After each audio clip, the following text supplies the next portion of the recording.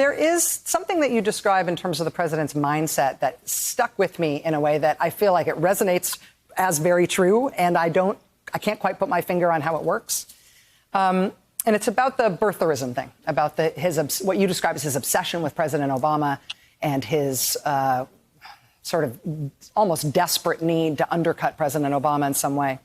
And you said that in the book that the president didn't necessarily actually believe that President Obama was born in a foreign country, but he liked the effect that it had for him to advance this theory. On page 114 of the book, you said he liked doing things like that, quote, the more divisive, the better, because it would arouse strong feelings for those who took his side.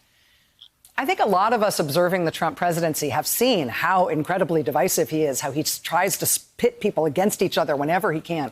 Why does that redound to his advantage? How does that work in his favor? Donald Trump is like a cult leader, and he's very Stalinistic in the fact that he repeats things over and over and over again with the theory that if you continuously say the same thing over and over, people will start to believe it. I talk about a lot of his sort of proclivities and the things that he thinks and how he thinks. If you look at just the books that have come out recently, Mary Trump's book, Stephanie Winston Wolkoff's book, my book, it's kind of like the trifecta of truth. We all seem to be pointing to the same thing. He is devoid of empathy.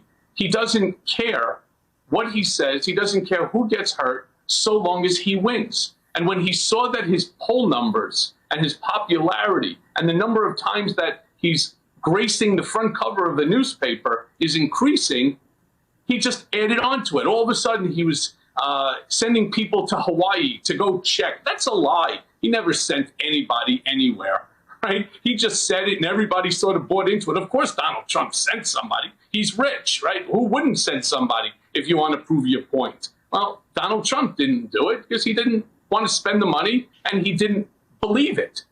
His hatred for Barack Obama is plain and simple. He's black. He went to Harvard Law. He graduated the top of his class. He's, incredibly articulate. And he's all the things that Donald Trump wants to be, right? And he just can't handle it. So what do you do if you can't handle it and you're Donald Trump? You attack it.